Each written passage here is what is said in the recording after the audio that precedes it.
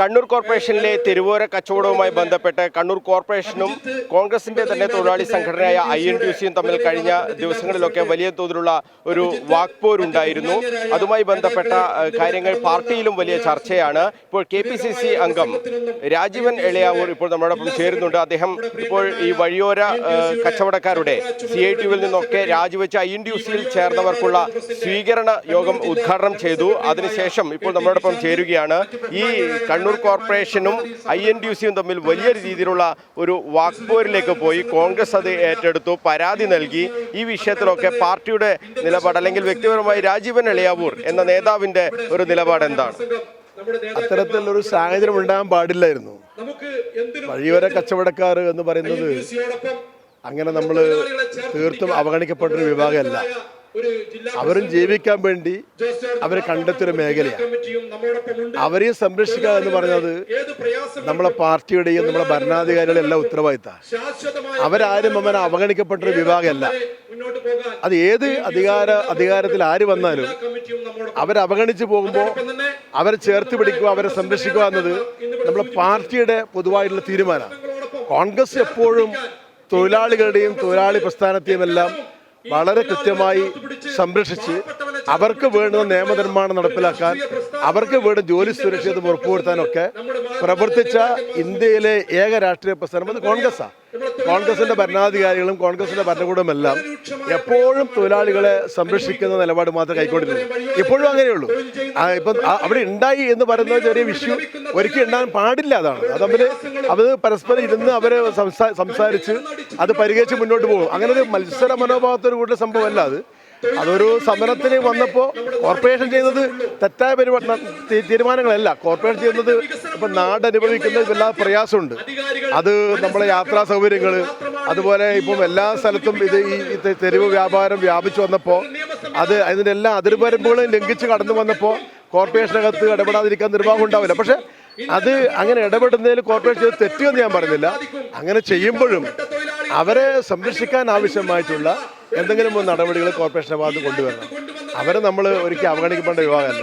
അവർ ജീവിക്കാൻ വേണ്ടിയുള്ള പാടുപെടുന്നത്. അവർക്ക് വേറെ വഴിയില്ല. അവർ വിദ്യാഭ്യാസപരമായി പിന്നോക്കുന്ന ആളുകളാണ്. അവർ സാമ്പത്തികപരമായി വളരെ പിന്നോക്കം നിൽക്കുന്ന ആളുകളാണ്. ആ വിദ്യാഭ്യാസപരമായും സാമ്പത്തികപരമായിട്ടും ഒക്കെ പിന്നോക്കം നിൽക്കുന്ന ആളുകളെ അവരവഗണിച്ചത് നമുക്ക് മുന്നോട്ട് വരാൻ സാധിക്കില്ല. ഒരു ഭരണകൂടം സാധിക്കില്ല, ഒരു ഭരണാധികാരിക്ക് സാധിക്കില്ല.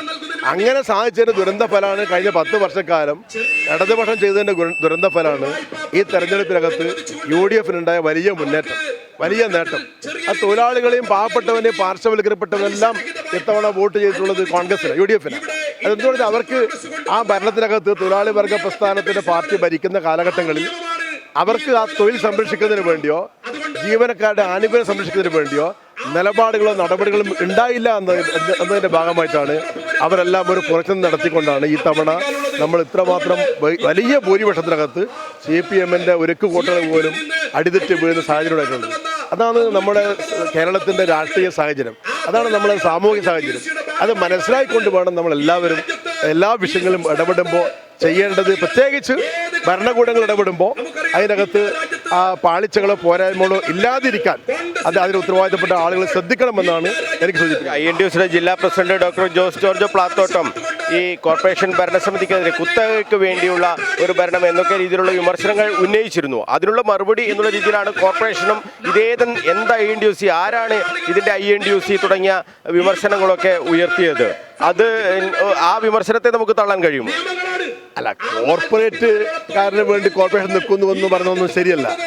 അങ്ങനെയൊന്നും കോർപ്പറേഷൻ്റെ എടുത്ത നടപടി ഈ തെരുവ് വ്യാപാരത്തിലുള്ള ആളുകളെ അതിനകത്ത് അതിൻ്റെ എല്ലാ അതിർവരമ്പുകളും ലംഘിച്ച് വരുമ്പോൾ കോർപ്പറേഷൻ ഇടപെടുക എന്ന് പറയുന്നത് കോർപ്പറേഷൻ്റെ ഉത്തരവാദിത്തം തന്നെയാണ്.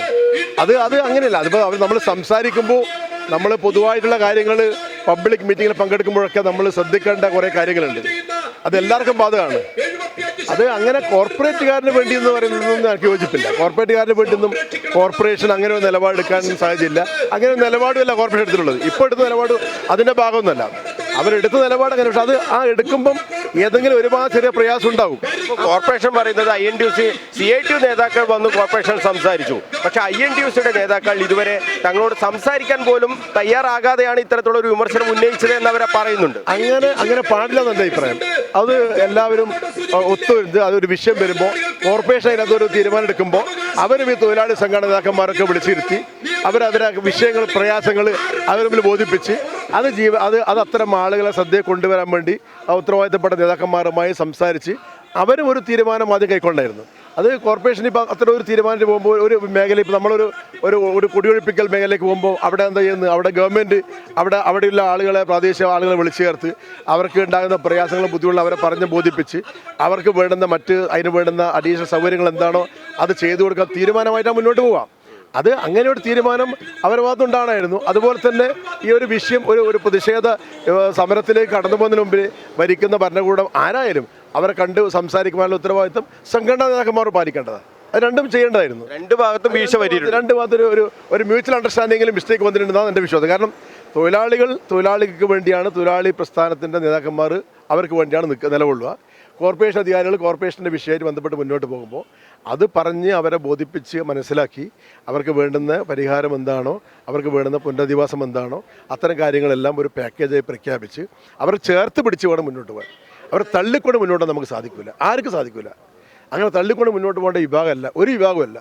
ഏത് പാവപ്പെട്ട ഏത് പാർശ്വവൽക്കരിച്ച വിഭാഗങ്ങളെയും അവരെല്ലാം നമ്മൾ ചേർത്ത് പിടിക്കുക എന്നത് ഒരു ഭരണകൂടത്തിൻ്റെയും നമ്മളെ നാടിൻ്റെയും പ്രത്യേകിച്ച് കോൺഗ്രസിൻ്റെയും UDFൻ്റെയും ഒക്കെയുള്ള ഗവൺമെൻറ് നേതൃത്വം കൊടുക്കുന്ന ഗവൺമെൻറ്റുകളുടെ ഗൗരവപരമായ ഉത്തരവാദിത്തം. അതിനകത്ത് വേറെ വിട്ടുവെച്ചില്ല. നമ്മളെപ്പോഴും അത്തരം ആളുകളെ KPCC അംഗം എന്ന നിലയിൽ കോൺഗ്രസിൻ്റെ ഒരു നേതാവ് എന്ന നിലയിൽ രണ്ടുപേരുമായി സംസാരിച്ചോ ഈ വിഷയം? അല്ല, അതിനകത്ത് നമ്മളങ്ങനെ ഒരു ചർച്ചക്കോ അതുമായി ബന്ധപ്പെട്ട വിഷയം വിട്ടില്ല. പക്ഷേ സംസാരിച്ച രീതികൾ ശൈലികൾ മോശമാണ് എന്ന് ഞാൻ ബന്ധപ്പെട്ട ആളോട് ഞാൻ പറഞ്ഞിട്ടുണ്ട്. നിങ്ങൾ അങ്ങനെ പരസ്യമായി സംസാരിക്കേണ്ട വിഷയമല്ല. അത് നിങ്ങൾ രമ്യമായി പരിഹരിക്കേണ്ടതാണ്. നമുക്കത് ഒരു മുറിക്ക് അകത്തിരുന്ന് ചർച്ച ചെയ്ത് തീർക്കാൻ പറ്റുന്നൊരു വിഷയമാണ്. അവരെ പറഞ്ഞ് മനസ്സിലാക്കി നമ്മൾ പരിഹരിച്ച് മുന്നോട്ട് പോകുന്നതിന് പകരം അതൊരു പരസ്യമായ രൂപത്തിലേക്ക് കൊണ്ടുവന്ന ശൈലി നമുക്ക് ശരിയായില്ല. രണ്ട് ഭാഗത്തും വലിയൊരു ഗ്യാപ്പ് വന്നു കഴിഞ്ഞു. അതിനകത്തല്ല, അത് പരിഹരിക്കപ്പെടും. അതിപ്പോൾ പാർട്ടി നേതൃത്വം ഇടപെട്ടിട്ടുണ്ട്. അതവരെ വിളിച്ചു ചേർത്ത് ഇതെല്ലാം നമ്മുടെ നേതാക്കന്മാരാണ്. INTUC നേതാക്കന്മാരും നമ്മുടെ പാർട്ടി പ്രവർത്തകന്മാരാണ്. അവരൊക്കെ നമ്മുടെ പാർട്ടിയുടെ പ്രമുഖരായ സമ്പന്ന നേതാക്കന്മാരാണ്.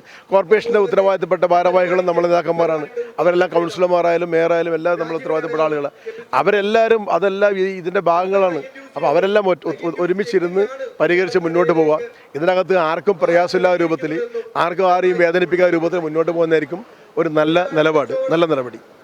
എന്തായാലും ഈ കണ്ണൂർ കോർപ്പറേഷനും INTUCയും തമ്മിലുള്ള ഒരു വാഗ്വാദം കഴിഞ്ഞ കുറേ ദിവസങ്ങളിലായി നടന്ന് വരികയാണ്. അതിൽ കർശനമായ നിലപാടുകളാണ് മേയറും അതോടൊപ്പം തന്നെ KPCC അംഗമായ റിജിൽ മാക്കുറ്റിയും കണ്ണൂർ ബ്ലോക്ക് കോൺഗ്രസിൻ്റെ പ്രസിഡന്റ് കായക്കുടി രാഹുൽ ഉൾപ്പെടെയുള്ള ആളുകൾ നമ്മളോട് സംസാരിച്ചപ്പോൾ നിശിതമായാണ് INTUCയെ വിമർശിച്ചത്. അതേപോലെ തന്നെയാണ് INTUCയുടെ ജില്ലാ പ്രസിഡന്റ് ഡോക്ടർ ജോർജ് പ്ലാത്തോട്ടവും ഈ സമരം ഉദ്ഘാടനം ചെയ്തപ്പോൾ കണ്ണൂർ കോർപ്പറേഷനെതിരെ ഗുരുതരമായ ആക്ഷേപം ഉന്നയിച്ചുകൊണ്ടാണ് അദ്ദേഹം സംസാരിച്ചത്. അപ്പോൾ ഇത്തരം പരസ്യമായ പോര് അത് നല്ലതല്ല. അത് രണ്ട് വിഭാഗവും കോർപ്പറേഷൻ ആയാലും INTUC ആയാലും പരസ്പരം സംസാരിച്ച് രമ്യതയിലൂടെ ആ പ്രശ്നം പരിഹരിക്കേണ്ടതായിരുന്നു. അതിൽ രണ്ടുപേർക്കും വീഴ്ച പറ്റിയിട്ടുണ്ട് എന്ന് തന്നെയാണ് KPCC അംഗം രാജീവൻ എളയാവൂർ വ്യക്തമാക്കുന്നത്. പാർട്ടി നേതൃത്വം ഇതിൽ ഇടപെട്ടിട്ടുണ്ട്. ഈ പ്രശ്നം രമ്യമായി തന്നെ പരിഹരിക്കാൻ കഴിയും എന്ന വിശ്വാസവും അദ്ദേഹം പ്രകടിപ്പിക്കുകയാണ്. കണ്ണൂരിൽ നിന്നും ക്യാമറമാൻ ബിജു അഴീക്കോടിനൊപ്പം മനോജ് മയ്യിൽ, കണ്ണൂർ വിഷൻ.